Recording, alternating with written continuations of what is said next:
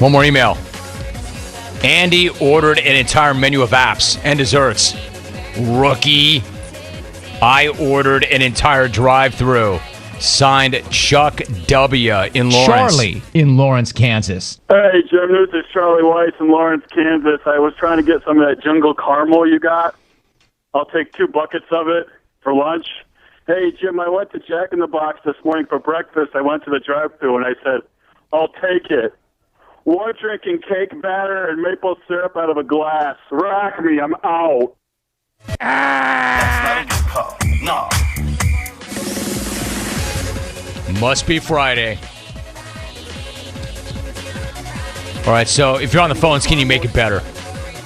Can you make it better? Let's go to Florida. Will. Good to have you on the show, Will. How are you?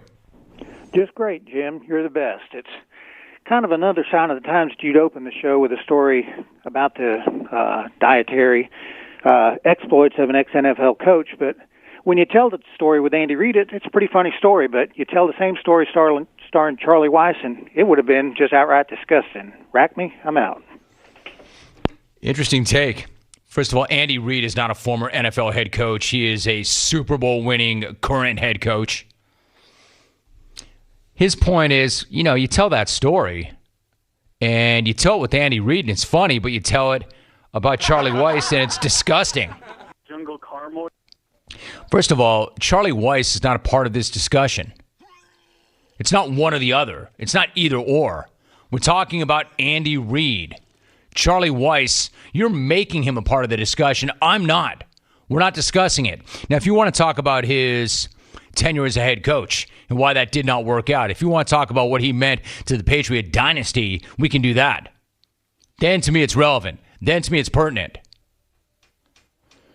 Nobody brought up Charlie Weis in that take. And by nobody, I mean me. It was my take. My take was about Andy Reid and Ron Rivera telling that story on a radio station in Chicago. Charlie Weis has got nothing to do with it. Stop invoking his name. Stop bringing him up. Because inevitably, it gets back to him that I was talking about him. I'm not. I'm never talking about this guy. Unless it's in that manner. We're not talking about him. We're not talking about Mangino. I'm talking about Andy Reid. Stop putting words in my mouth. Give me back my talk show. Stop wrecking what I'm creating. Let me tell you something. I'm doing a really good job here, all right? I have not been giving myself enough credit lately. And by that, I mean I have not been giving myself any credit, which is fine. Credit. But if you're going to come in here when I'm trying to build something and bring you up and lift you up, I don't need the few of you dopes trying to knock it down or bring me down, especially right now. Stop talking about Charlie Weis when I'm hyping Andy Reid. Y'all are getting lost in the sauce or the caramel or whatever you think it is, or the cake batter. Man, stop wrecking my good takes with your garbage takes. And this isn't one of those, hey, Roma, nice false indignation. I'm pissed. Stop wrecking my great takes with your crap takes. Come on. Will, all of you, keep Charlie Weis's name out my mouth because I'm not saying it. Keep my name out your mouth. LeBron is changing up. Knowing what we know now, LeBron says it's a different world. I'm going to approach it in a different way.